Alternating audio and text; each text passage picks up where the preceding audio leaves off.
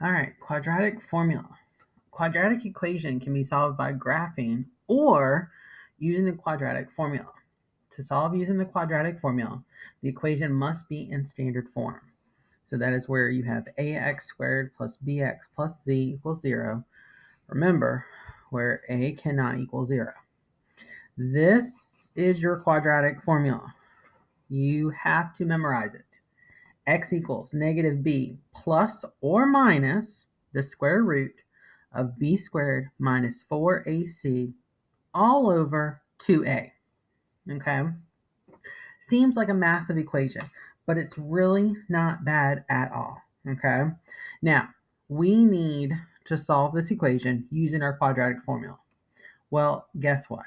We can use our handy dandy Desmos to solve this. But we need to keep in mind, notice when I said this, I said negative b plus or minus. Technically, we need to write this as two equations, as x equals negative b plus the square root of b squared minus 4ac over 2a, and x equals negative b minus the square root of b squared minus 4ac over 2a. Okay, now Desmos is going to help us. So let's pull our handy dandy Desmos. Here we go. So first off, let's write our equation in that we have. So we have, always going to start with that fraction bar, negative b plus the square root of b squared minus 4ac over 2a. Now, it's going to give me all that, but I don't want all that yet. I want to put in my equations. Let's put in my other equation. Negative b, fraction bar, negative b minus the square root of b squared minus 4ac over 2a. Now let's put in our stuff. Notice they're both saying undefined. That's okay. We're going to fix it. But first off, let's figure out in our equation. Our a value is 4. Our b value is negative 1. Our c value is negative 3. Let's see if I can zoom out a little bit. There we go. All right. Now, we have all of our information. So now we can come down here and we can say a is 4. Well, no, b is negative 1. A is 4. And c is negative 3. Be careful on that one. Desmos does it. So it gives us two values. One for negative b plus and one value for negative b minus. So we would say our roots are 1 and negative 0.75. Now, notice on this negative 0.75, if I come over here, it gives me this little fraction button. So I could say, or you could see it as negative 0.75 or negative 3/4. You can see it either way because by a touch of a button, we're changing it between decimal to fraction form. Okay? So now, let's look at the next one. It says, use the quadratic formula to find the roots of the parabola below. Check your solution by graphing. Okay? So, let's go through and let's identify our parts. So we know A is 1, B is negative 2, and C is negative 35. So let's go in Desmos. We're going to change our A to 1, our B to negative 2, and our C to negative 35.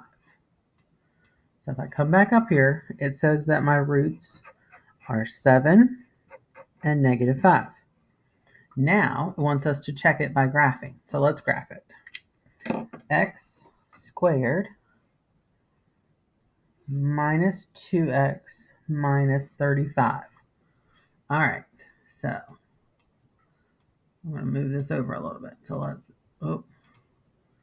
There's 1, and there's 2. -5 and 7. So my graphing works. So the equation works as well.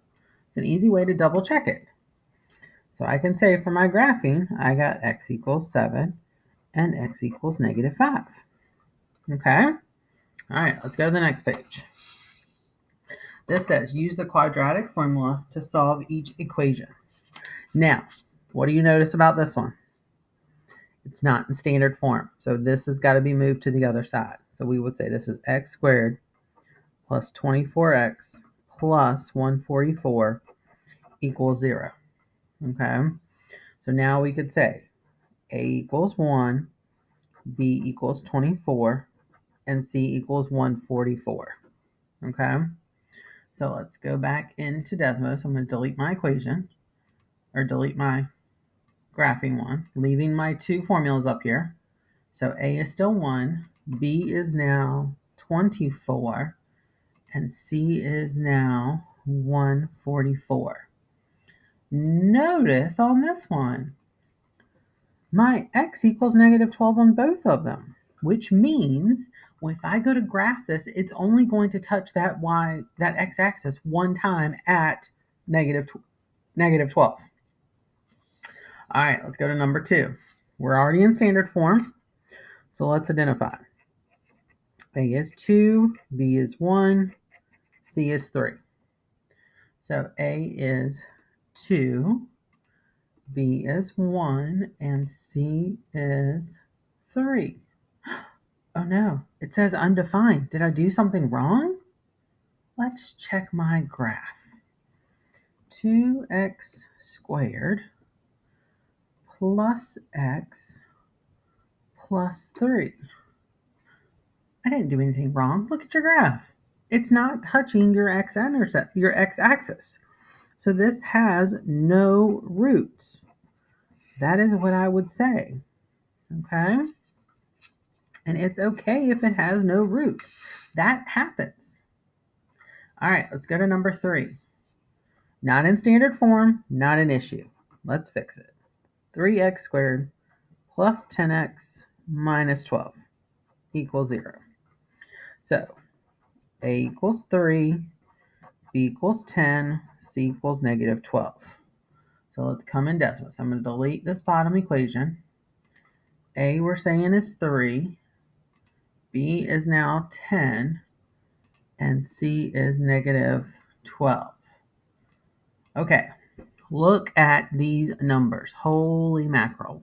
They are some long ones. So we're just going to round. So we're going to say x is approximately 0.94, and we're going to say x is approximately -4.27.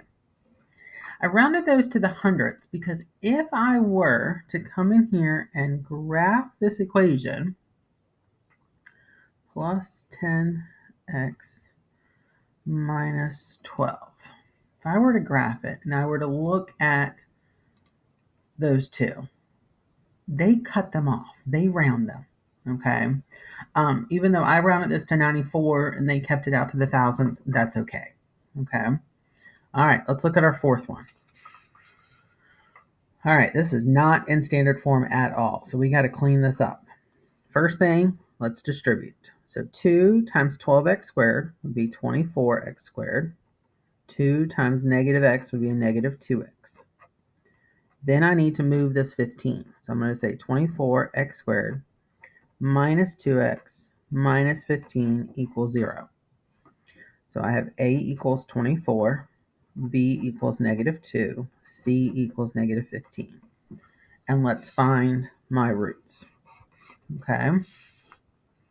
All right, so a we're saying is 24, b we're saying is -2, and c we're saying is -15. Now, notice on these, they're decimals, but I have little fraction circles. So I know that these are nice decimals. So I have 5/6, and I have -3/4. So those are my two roots. And again, these were nice decimals because they gave me that little fraction. So I could change both of these to decimals, but because this is a repeating one, technically the fraction forms are a lot cleaner. Okay? All right. Let's look at the last part of our notes. All right. When I'm going to look at graphs, if I were to just give you a graph that has a 0 solution, does not have a solution, you are looking for something that does not touch my x-axis. Okay? For one solution, you are looking at it that it touches that axis one time. For two solutions, you're looking that it is coming through that x-axis twice. Okay? We're not going to worry about the algebraic, but graphically being able to look at those and identify those are good.